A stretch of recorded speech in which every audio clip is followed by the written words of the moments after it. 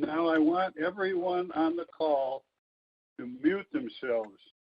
The Properties Committee was horrible, and it wasn't because the chairman did a bad job. It was because you couldn't hear a darn thing. So. And Jim, I would like you to ask you to either get closer to your microphone or turn it up. Can you hear it now? Slightly better. Well, I don't know how to turn it up. It's up full volume, so. Put your head next to the computer like this. He can't see. Yeah, he's still He needs to use his phone, but that's just. All right, we're going to take roll. We already have, so we have a quorum. So far it's very quiet. Thank you very much, everyone. You guys are good.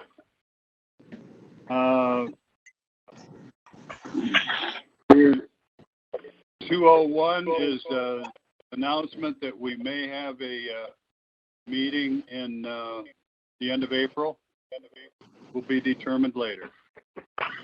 So we're going to go right into 3.01, which is the budget review, and I don't know whether Carl or Bill's going to take it over, but take it over, whoever it is. Okay, Jim, I'm gonna start with capital. Can't hear you. Can he speak up? Carl, you need to get closer. Yeah, he's working on it. I'm getting there. Okay.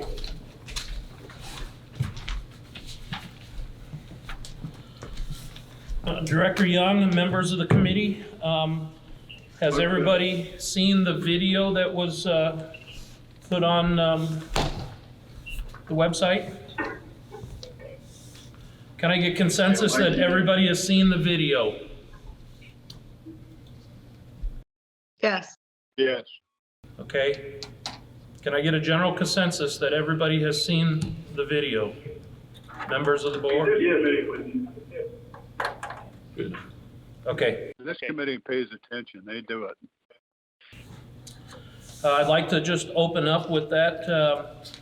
Do we have any beginning questions to the additions? Announce your name and then Carl will address you.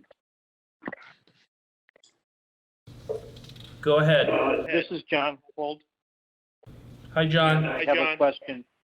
Good morning or good afternoon. First of all, congratulations on a very well done presentation. Very understandable and logical. My question is with the irrigation system. I guess I'd like to get a little more information regarding that. In the opinion of the people that manage that activity and the engineering sides of it, what is the downside of delaying that project? Are there any? I mean, what dire? Hi, John, this is Todd. The downside to delaying that project would be some extra cost. It would probably be a 5% increase on the cost of goods to do that project. The other thing too, we would experience, like we are right now, some repairs. And so perhaps the line item in the operating budget of irrigation repair would continue to increase for that year. But that would be the only downside. It's very doable to go ahead and delay that project for 1 year and do it in the summer of 2022 rather than next summer of 21. Okay, this is John Hobold again. With a follow-up to that, the other side of the coin, so to speak. If the job is done, are there imputed savings or operating savings that would start accruing faster that are maybe not so well identified as in a capital budget? I'm thinking things like water conservation. We save on pumping energy, water, and so on and so forth. Could you comment on that, please?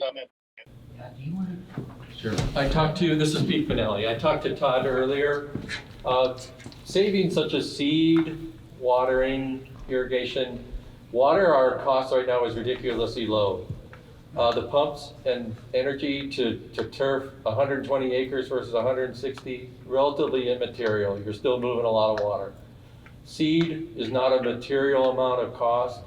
In fact, when I talked to Todd, his belief was that pre-emerging costs for when you're doing desert landscaping and irrigation costs are actually typically higher than the cost of doing grass mowing and all that. So his belief is that the operating costs would not be materially decline, in fact, could go upward. Thank you. Next question. This is a question from Harry Stanavine. Go ahead, Harry. Okay, I agree with the new items you're taking out from the new or R&R, like the Boomer House, the Bashes project, all of that. My question is should we not take out all the new projects with what's going on with coronavirus, which is probably going to affect the APF fees, the MAGs, quite a bit, and just hold everything off for a year, only doing the things that are absolutely necessary? How much is left on new? That right there. Stand by, Harry, as we collect our notes and respond back. They can't see you, Pete? I'll read them off. Metal shop, new. Carl? Environmental services, we'll talk about is new. Park transformation has been left in for Beardsley. Can he speak up? Yeah, we're collecting our thoughts for conversation. Stand by one moment. Okay. Maybe. Okay, thank you. Okay, can't hear you. Yeah, just near the mic. Okay, a real quick summary, rough numbers. We deleted a lot of the new. And two material numbers that are still on the list would be the park transformer for 165 grand and... I can't hear you. You're speaking your phone again. Sit down. The page, or slide 20, does everybody have hard copies? They can see our screen. You can see our screen, okay. So this summary here, you can see a lot of the column 3 from the left has the funding source. Anything that's listed as new, we deleted a lot of them already. You have to almost go all the way down to the middle of the page of the park transformer before you get to the first one that we retain. Now, we do have some discussions, at least in the prior two committees. There was quite a bit of talk about metal shop and environmental services, and if anybody has questions about that, we'll address. But on new, there's only about 200, maybe 300,000 of dollars over 50,000 that are on this list that are remaining of new. So we're really not talking a tremendous amount that was retained as far as wiping out all new. As I read it, I saw the vector system still in, the master plan survey and design. And my third question would be, could not the parking lots be held off for a year to see how everything washes out? From a CFO standpoint, you never know what the new normal will be, but just FYI, if you've got it in R&R, everybody needs to understand this next comment. If it's in R&R, it means it's within the reserve study. And by delaying that, you are exposing it not necessarily to savings by just eliminating it. All you've done is move it out a year and potentially at higher inflation. This time we used 3%.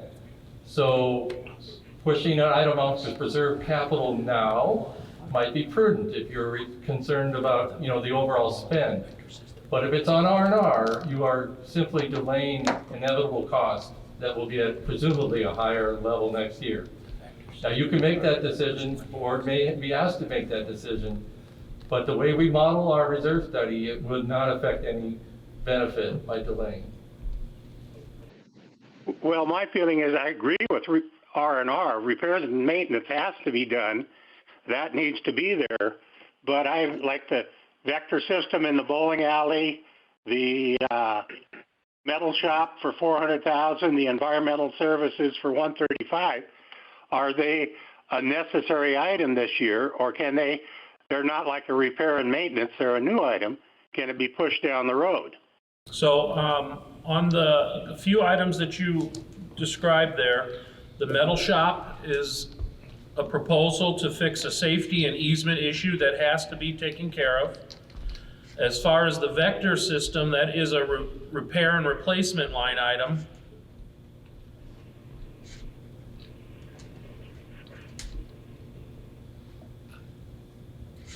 Any further comment? No?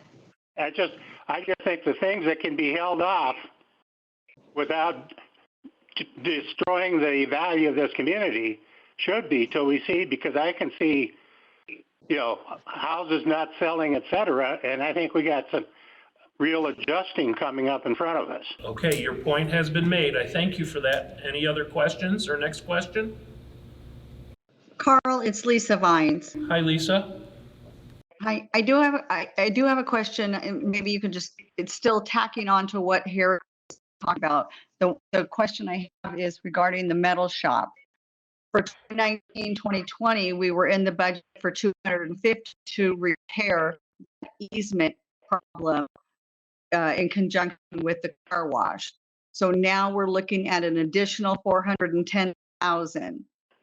And exactly what are we looking at for that 410,000, and why now all of a sudden that coming into play? Okay, so Lisa, originally last year, we proposed to fix the safety and easement issue with a request of $500,000. And the board had tasked us with cutting that down to 250,000 and trying to come up with a solve. That was not possible. So we have been presented over the year. I've worked on 2 options for build out to resolve that issue. Our first option is a very difficult option between the car wash and the building and the metal shop. And option 2 is a addition on the south side between the canal and the metal shop. We get our best build value, $215 per square foot for material costs out of the option B. So I would like to also mention that, yes, we are asking for 410,000 to be added to the 250, which totals $660,000. But we believe that once we go to official plans, the vendors that have helped me establish these costs from our preliminary plans, that we have approximately $97,000 in contingency. I do believe that we will be able to build this building, one, for cheaper than the 660, and I also believe that we could adjust the square footage size to just a slightly less footprint. Super. Thank you, Carl. I do remember you asking for 500,000 and the board pushing for the 250. So thank you. Thank you very much. Next question.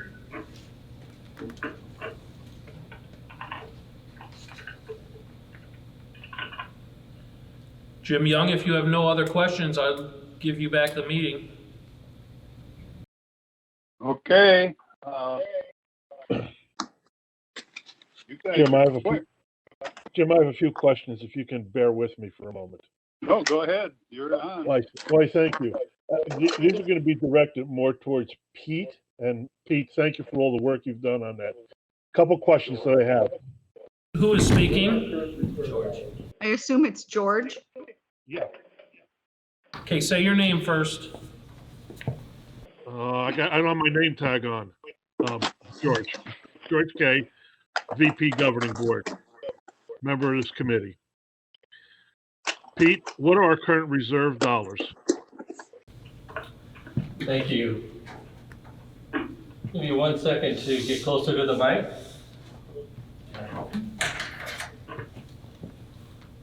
There's a report I give to Mr. Schwind every day that has our Vanguard funds, and people Just a reminder that our Vanguard funds are the vast majority of our funds, but we also hold $3.7 million in liquid funds, if you will, with JP Morgan. Those reside in CDs, which have not been affected by any of this. So on February 23rd, the value of the Vanguard funds was $23.6 million, and that was 60-40 split, essentially 13.9 resided in bonds, 9.7 resided in equities. By doing that diversification, the broader market, the S&P, has had a decline of 26% as of yesterday. And our reserve funds have declined to 20.6, or down by 12.7%. So we're less than half of the decline on the broader market has been realized by our Vanguard funds. And then if you took and threw the 3.7 million that was not exposed to any risk, bond equity type risk, the percent decline is more in the 9% from the apex that we had on February 23rd. So what's our bottom line? Thank you, Pete. My next question would be, what is our range of risk due to our low reserve fund balance in a percentage? Good question. The amount that we had published in mid-January was at a 50% mark, roughly. The modifications that we've made to the, and that, by the way, roughly was 25 million into 50 million. And our funds have declined by, as we mentioned, about $2 million. So on the numerator, we would have been down to 46%, but some modifications we've made to the denominator, the reserve study, by some clarifyings on and it's a liquid number, but some clarifyings on our cost estimates, that declined to 47 and change, maybe 48.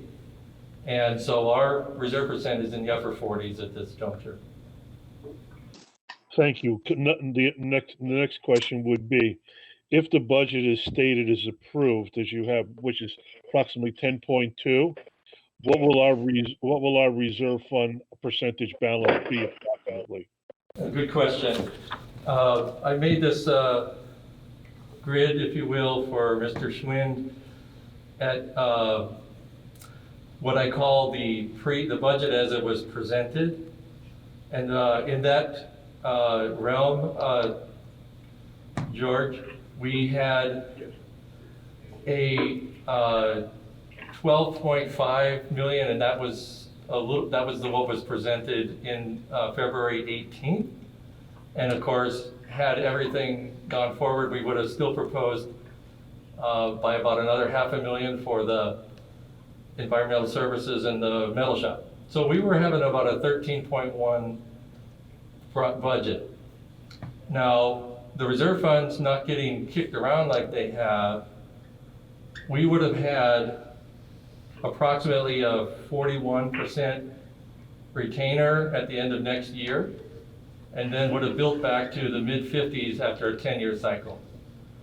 So I gave Mr. Schwind at its absolute low end of the curve when we had a $2.4 million decline in our reserve funds.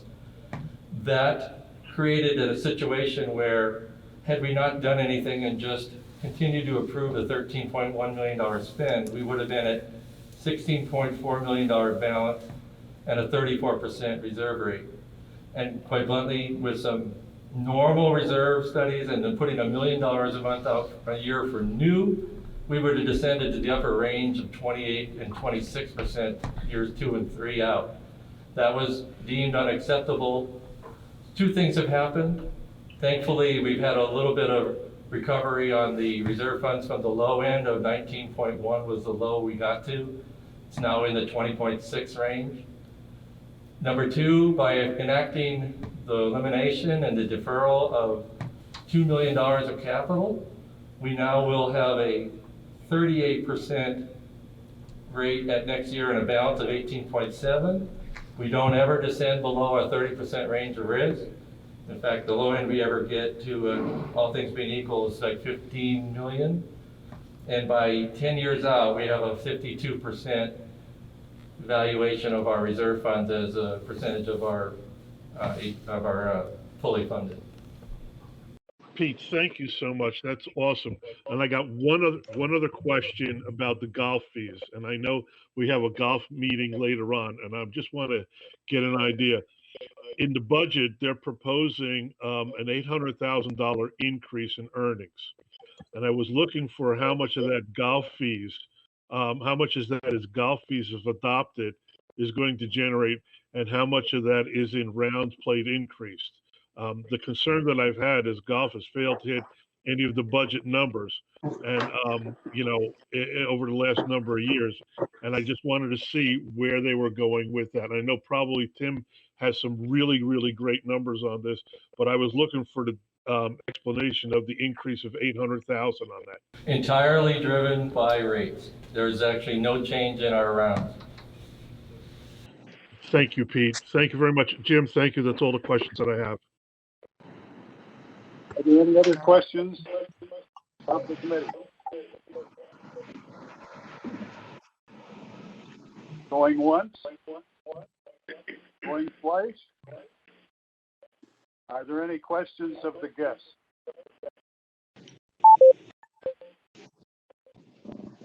Any questions of the guests? Sue Fitzsimons, I have a question.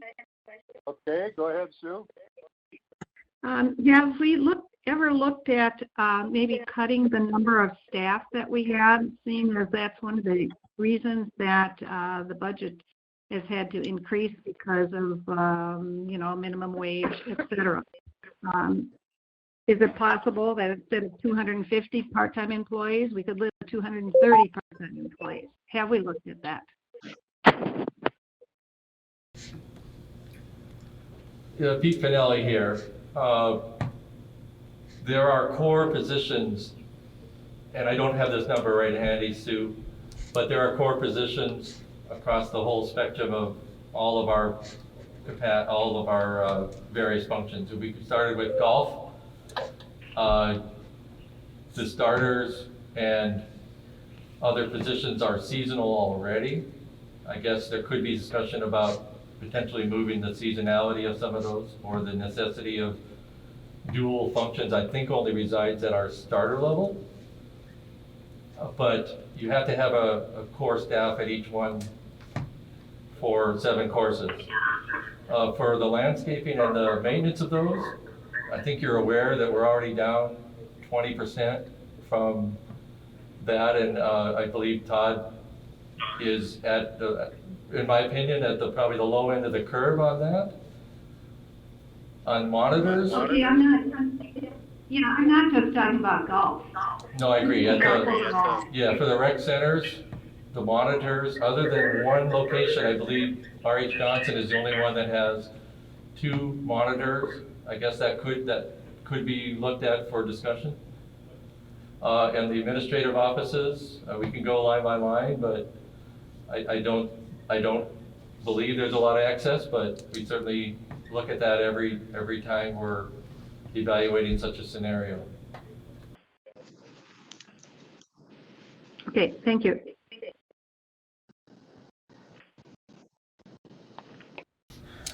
Jim, any other questions to the audience?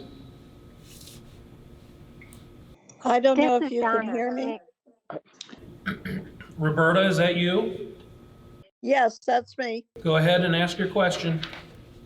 Well, I was wondering that they brought this up in the properties committee, and it's not part of properties, but have we thought about not doing the increase in the fees? I was in that committee. This is Pete. Just to bring some clarity, a 3% hike generates about $400,000 annually for membership.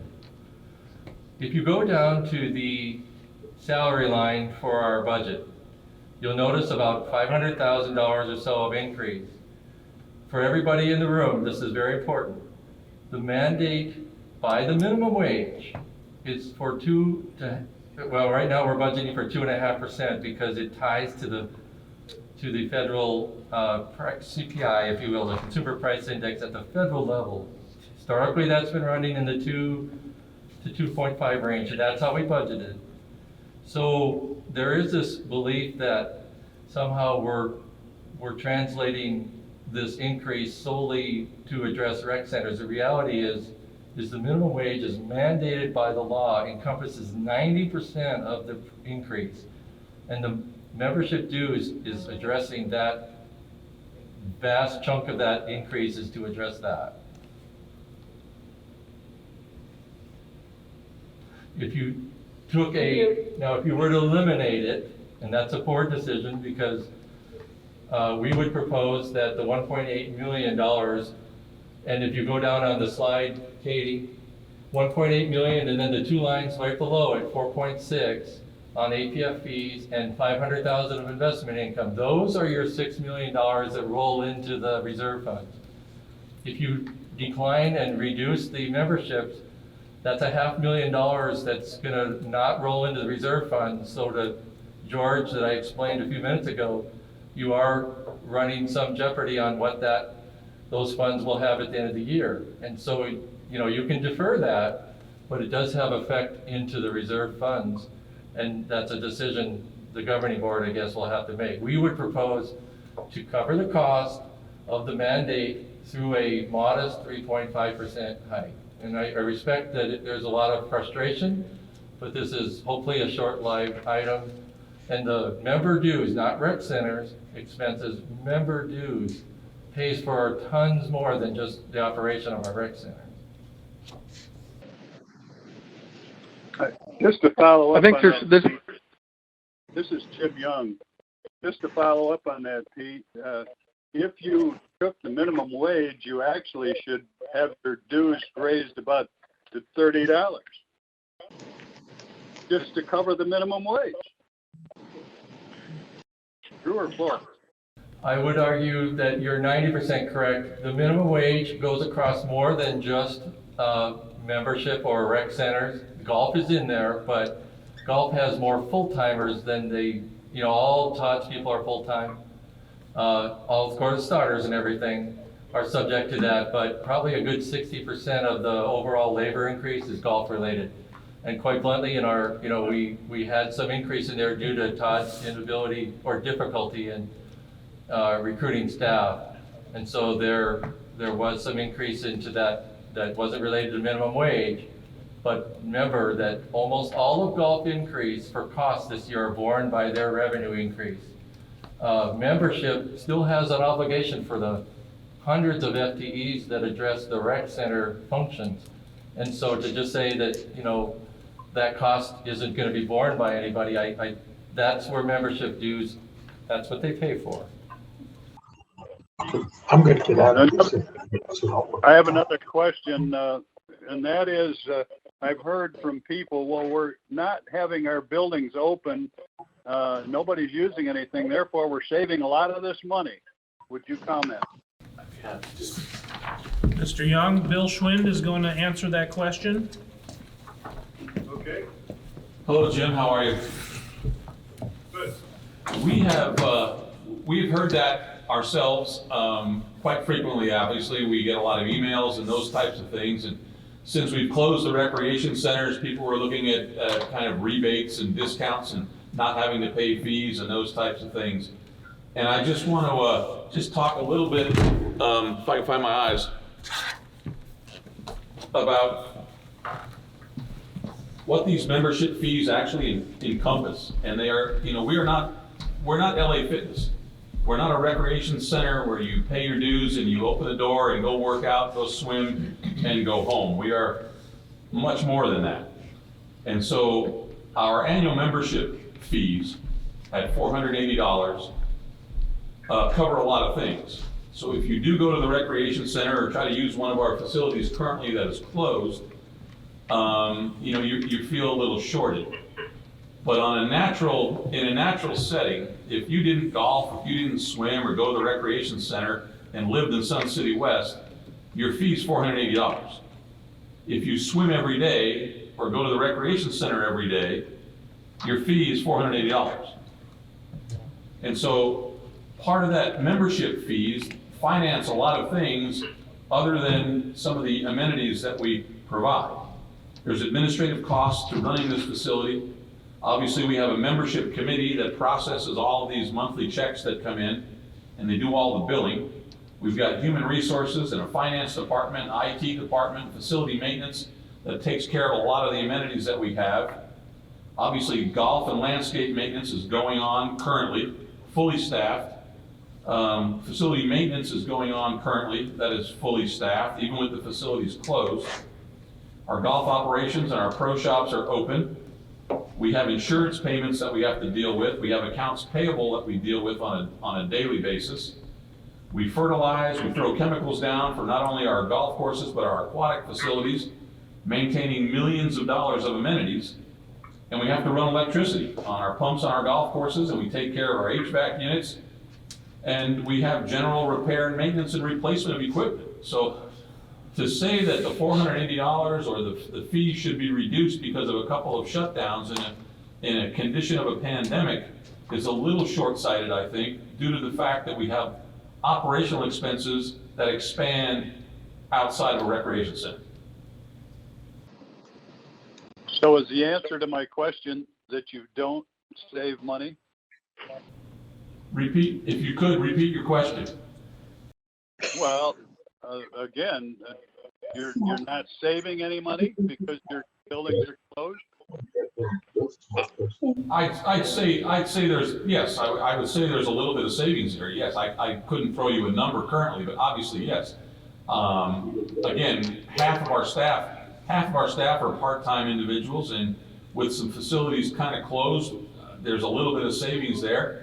But again, when it comes to payroll protection and those kinds of things, and kind of keeping everybody supportive through this crisis, you know, our decisions financially are kind of moving forward and kind of keeping the status quo. So they're minimal. Okay. But- Any other questions? I'm sorry, any questions from guests or members? This is Sharon Heddick. This is Sharon. Sharon, go ahead. How much money are you going to be receiving via the PPP for the government? We don't qualify. We're not a 501c3, which are exempt. Sharon, we have been looking into that program, and I've been communicating with Mr. Sloan, potentially bringing a presentation forward at the governing board workshop. In reviewing the documents that have come out, we are still trying to get final assessment on that. But basically, unless you know something different from what we're seeing and what we're hearing and the data that we're getting back from other consultants, is that we are a 501c4 organization and that we do not qualify. So you're saying because you're not a 501c3, it's only for threes that are nonprofits? Yeah. Correct. Okay, I'll verify it for you. I'll just double check it with our the people that are doing our work for us, because we are going to get it back on our 501c3. So I'm just curious. I'll check. I know with the feedback that we've got thus far is, you know, if we had staff at the ARC facility or the library, potentially, you know, they would be eligible for reimbursement. But as we sit here, our 401c4 is not. Thank you. Bill, Jim, this Marshall. it's Lisa Vines. Lisa, let Marshall first, please. Marshall, go ahead. I want to add to Bill's comments. You know, one of the things that people are forgetting is that the dues are $480. Okay, so I go home for 6 months and I don't use any facilities, and the dues are still $480. So people who have missed out on a month of using one of the shops here, that doesn't hold a lot of water, I don't think. So just wanted to throw that out. Thank you for your point. Lisa, go ahead. Thank you. On Bill's answers along that, the one thing I'd like to say is on the last press release, thank you to Bill and Jim for also trying to address this problem in there regarding whether or not there would be a refund issue, because being the president of the largest social club in this community, I have been receiving emails, people wanting to know if we're going to be refunded. And so I have been able to utilize that press release and just forward that on to them, if, to remind them that no, this doesn't just cut those dues cover many aspects of the community. And if we're down for a month or two, and to remind them as well, people are working from home remotely for us. They're not just home sitting, they are working remotely. So thank you for addressing that. And, I don't feel that anybody is refunds.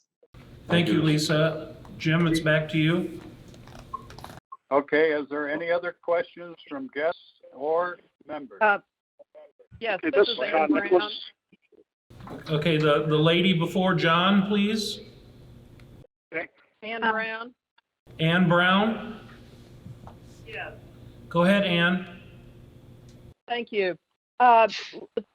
Going back to Sue's comment about the FTEs, as I recall from the budget meeting in late February, there were some new FTEs proposed in this budget.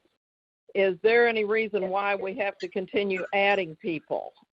Is this a year where maybe we could hold back on some of those and not have them, or even have them for the full year? I believe they're in there for a full year, and I was told at that meeting that lots of times there are unfilled positions, so they don't spend all that money that's allocated.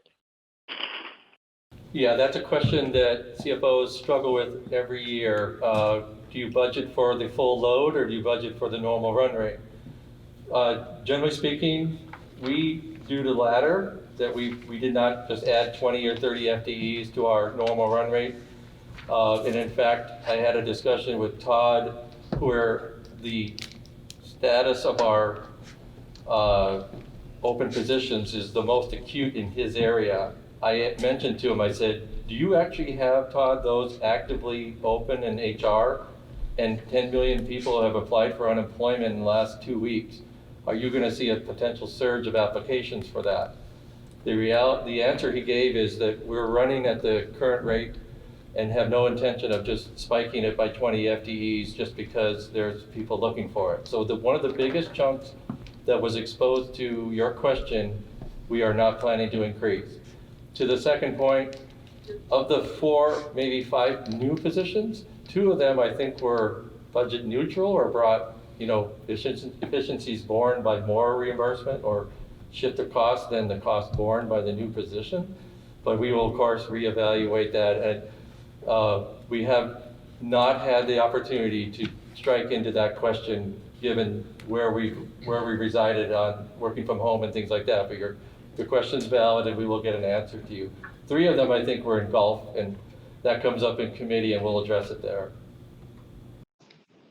Thank you very much. All right, John, your question, please. Okay, I got a couple of things here.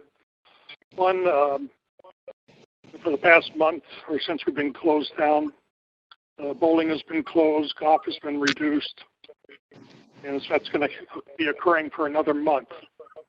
How much is that reduction in income, how is that going to affect this current year's budget? Thank you. I watched that very closely. Some of the numbers are still being tabulated. Just before we enter into March, I wanted to remind you guys are all probably the most acute committee of all that is aware of the budget status. We held a $400,000+ surplus entering the month of March. The budget for golf was about a $1.3 million.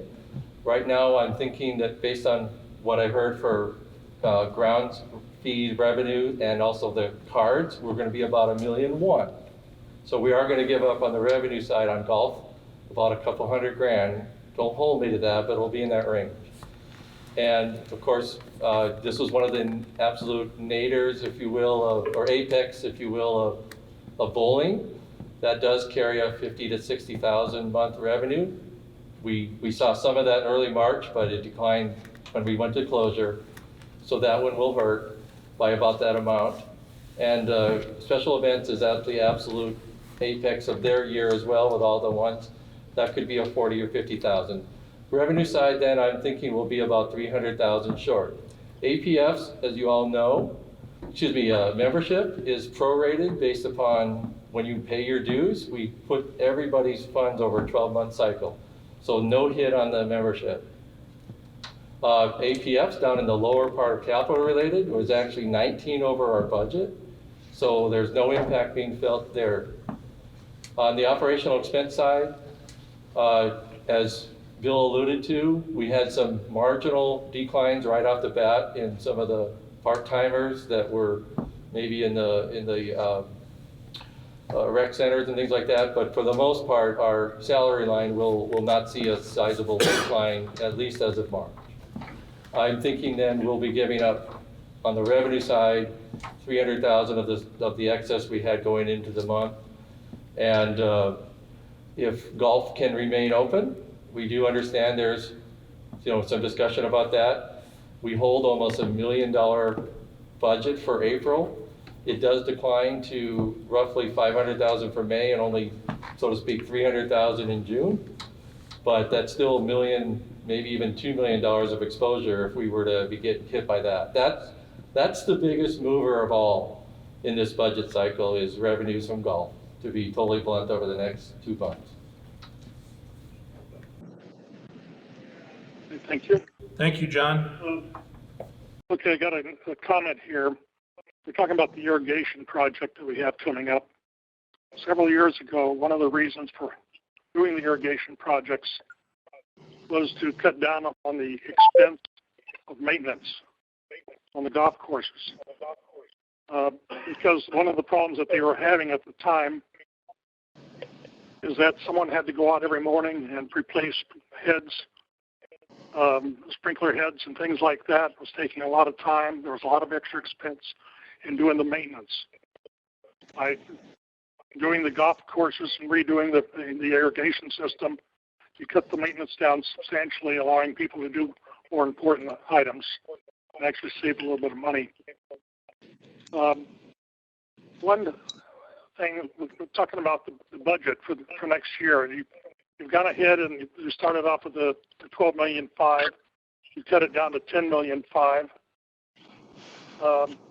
Is it possible to prioritize additional cuts? What additional cuts? Let's say we ask you to reduce it down another $1 million. Where would you make those cuts? Your recommendations would be, and this is something that doesn't have to be answered right this minute. It's something that could be answered maybe at our next meeting or something like that. If we decided we had to go that way and actually cut it down a little further. 20. Anybody else have any questions? Slide number 22. Slide 20. Jim, let us answer John's question. Oh, sorry, go ahead. This, of course, is somewhat way beyond, I think somebody brought up earlier, parking lots would be one of the biggest movers, if that decision, I'm just going to the top of the list. Todd has evaluated the golf maintenance to $799,000. He did state that there's a possibility of the operating costs going up if you wanted to defer the actual acquisition of new stuff. There's always a little bit of a trade-off, but that might be the decision that people would need to make. The metal shop has been talked about a lot. The vector system, if you were to talk to Barry, he gets a lot of complaints about that.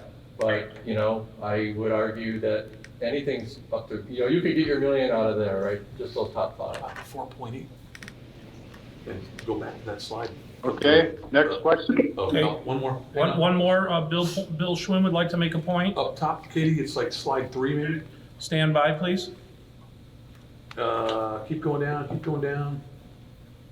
Got one up there, number 6. Todd, you want to talk about that?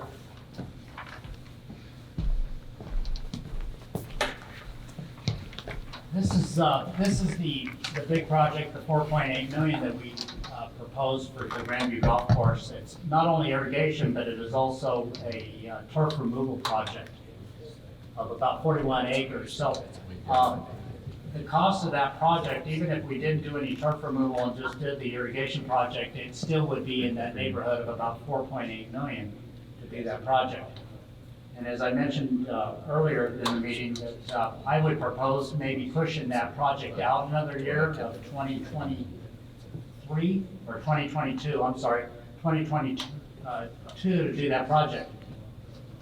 As far as the repair cost and work labor that we're having to do on the irrigation system, that's all normal. We have to do that on all the golf courses. That's part of the irrigation system throughout the 7 golf courses, that we're always going to have repairs, we're going to have leaks and those kind of things.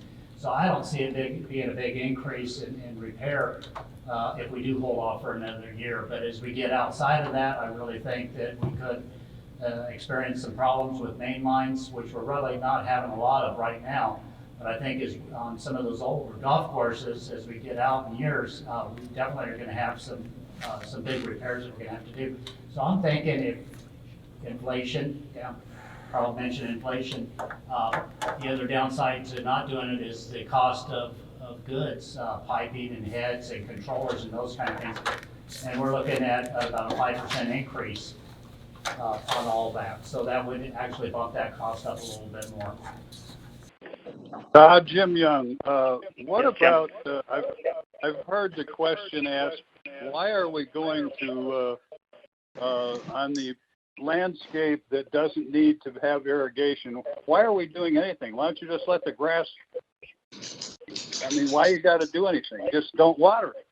Yeah, I think that could be a big problem, especially with the homeowners around the golf course, and just letting it die. If that's what you're talking about, is just turn off the water and then letting the grass die off, and now you have dirt and everything out there, which that's a problem in itself right there. And I know of an area golf course that did that, and then they had some concerns with the dust, and the county almost came and shut them down because of dust control. And then they had to turn the water back. They had to turn the water back on, so they really didn't accomplish much by doing that. Thank you for your comment. You bet. We were waiting for Bill Quinn. Todd answered the question for Bill, correct? That's good. Jim, do you feel like you have any more questions? Go ahead, Sue. Okay, I'd like a little bit of background on the environmental services offices. I'm aware of the problem and the need, absolute need to do something about that. But it's gone from, a $400,000 building to, a temporary kind of thing. And now as I'm understanding it, it's about a $200,000 build, a new build. And I'm just wondering if we've looked at maybe reconditioning some spaces in our existing buildings that might cause us to not have to spend that $200,000. Okay, Sue, let me interject. So let me just clarify that we understand what project we're talking about here. So I want to make sure that you're not confusing Todd Patty's golf maintenance office. That project is completely on hold until master planning is completed. The reference to environmental services office is the small office space that is basically made out of shipping containers next to the R.H. Johnson Social Hall between Fry's and R.H. Johnson. Originally, we had proposed $60,000 to either purchase or lease a temporary construction office that you would see like on a construction job site to house Todd's landscape management team and staff when they report in the morning and throughout the day. And he has approximately 25 people that meet and come in and out of that building. So after doing my homework and locating these spaces for either purchase or lease, we did find out that we cannot put a temporary office there by Arizona State Code, that it either has to be a county-approved structure, and that will facilitate plans and engineering and a a process of actually building something. So we are changing the $60,000 to a $200,000 option just to cover ourselves to make this a feasible project in the next budget. Okay, thank you for explaining that, because yes, I was totally confused. So then the question is, what happens to Todd's office? Todd's office is being future planned in the master planning strategy. We do have some decisions to make on where that location sits, but we are currently not doing anything at Echo Mesa at this point. And that money is not spent and goes back into We encumber it. We encumber it, that's correct. Okay, thank you very much. You're welcome. One large comment that goes back to that $1 million question of cut. I just was rattling off the top dollar ones. Just a reminder that it's, of course, governing board and others will have to make that decision, but there are reasons that are on there, and many of them are safety related and others. Only you guys, and myself included, can make your own personal speculation on this next comment. But we don't know in this environment whether or not contractors are going to struggle, or they're going to come out of this on, blank date in 2020 and be roaring right out of the gate by unmet projects. So again, deferring everything, especially in R&R, is not a slam dunk that it's going to be less costly. It could be, but we know in our reserve study that we factor that in to be a 3% hike. And so I just remind everybody, deferring it is a decision that the governing board has to decide of what they've been presented against the reasons that we put it on there in the first place, and know the consequences of delaying it are could be either good or bad depending on your perspective. And to that point, committee, I would like to share a couple examples of making right choices.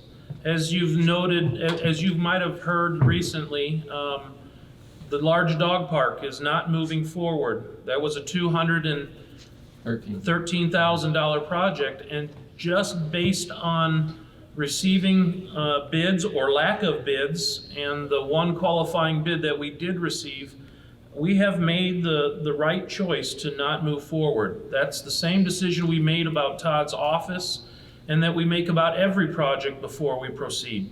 Some projects are worthy of a facts and findings and asking for a few additional funds to accomplish those tasks, but every project that is being proposed in this budget will always take the consideration before the actual movement forward.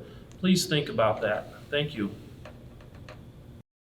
Pete, you want to expand on your comment, and that was, at one time we talked about 50 new houses going next prize, and that was supposed to happen in March. I obviously see that it didn't happen, and have we got any further notice whether that's even going to happen? It's my understanding that are you talking March of next year or this year? Or?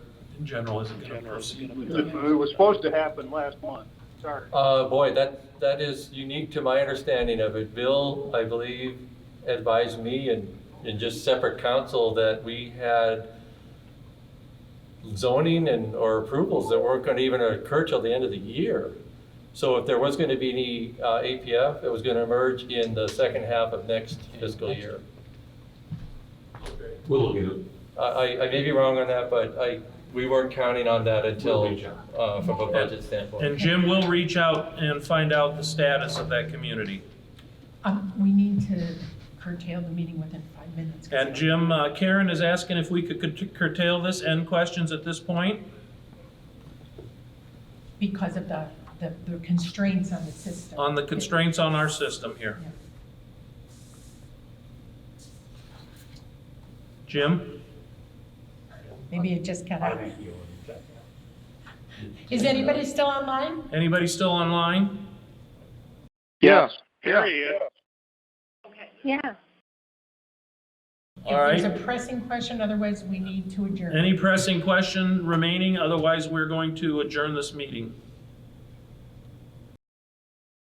could I say something first? This is Marshall. Marshall, quickly. I just want to say I really appreciate what whoever did it close these centers early. I think it saved a lot of problems, future problems, and I really appreciate somebody had some guts, and I always appreciate those kind of people. Thanks. Jim, you can adjourn the meeting now. He may be gone. So we'll adjourn for him. The meeting is adjourned. Thank you, everyone.